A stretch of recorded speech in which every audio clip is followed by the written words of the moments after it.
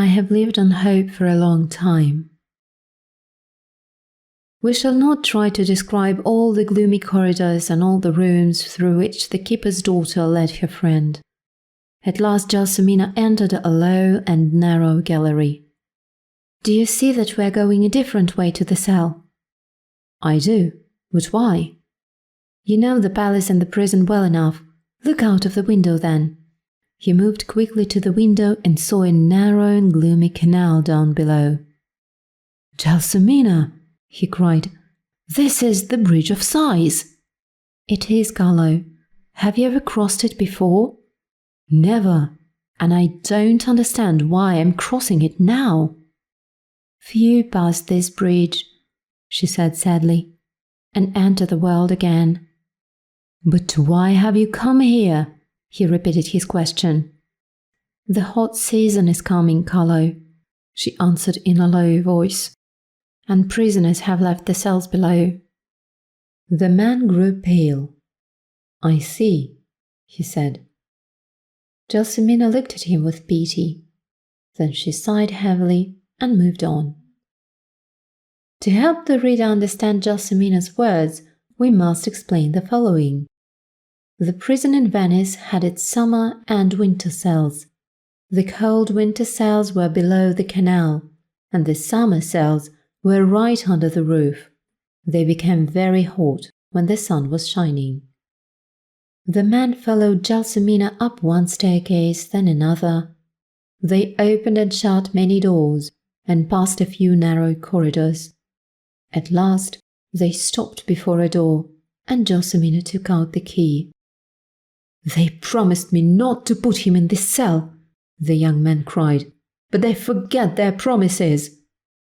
"Carlo, don't forget that this is the palace of the Doge," whispered the girl as she looked round her.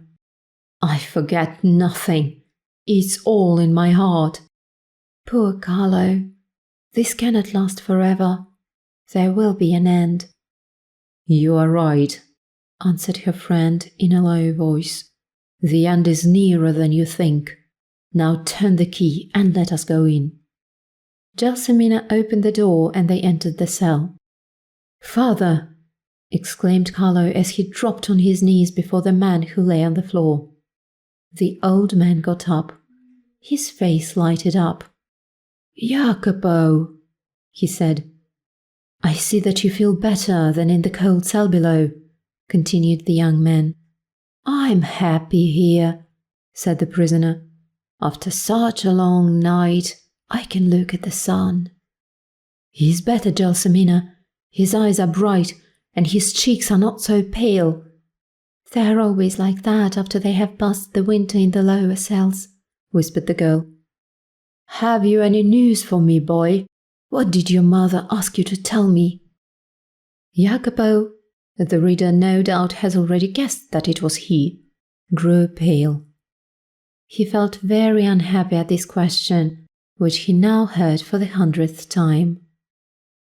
"She is well, father, but unhappy that she is not with you." "Does she speak of me often?"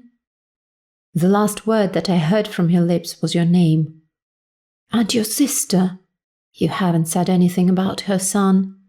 "She too is well, father." "You have always loved your sister, boy. Your heart is kind, I know it." A long silence followed, during which it seemed the old man was thinking of his past. Then he looked at his son and continued, "There is a little hope that your sister will marry anyone." "Who will marry the prisoner's daughter?" "She does not want to marry anyone. She is happy with my mother." The old man put his hand on his son's shoulder and looked into his eyes. "Have you any hope for me?" the old man asked. "Do they still promise to let me look upon the sun again?" "They do." "I have lived on hope for a long time." Jacopo did not answer. His eyes filled with tears. "I hope that the Doge will remember his old servant and open my prison doors," continued the old man. Jacopo was silent. He laid some food by the bedside and prepared to leave. You will tell your mother that I have never stopped thinking about her, and you will kiss your sister." The young man kissed the hand of his father and rushed out of the cell. Gelsomina followed him. Both of them were silent until they again came to the Bridge of Sighs. "Do you really find him changed?" she asked at last. "Much. But you told him there was hope." "What else could I tell him? His end is near."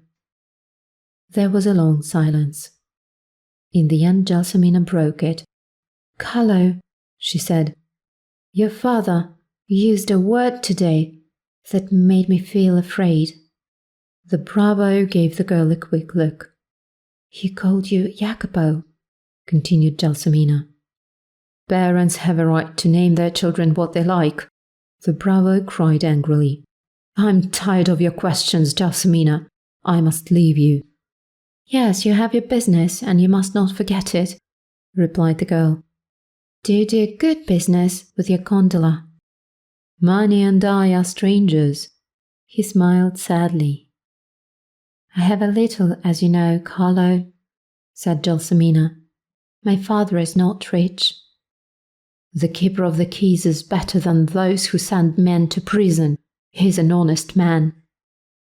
"So, you won't be ashamed to marry a prison keeper's daughter?" "A foolish girl. I like you better than any senator's daughter. You're 100 times better and kinder than all of them. But Gelsomina, it is getting dark, and I must leave you." With a heavy sigh, the girl turned to the door and opened it for him.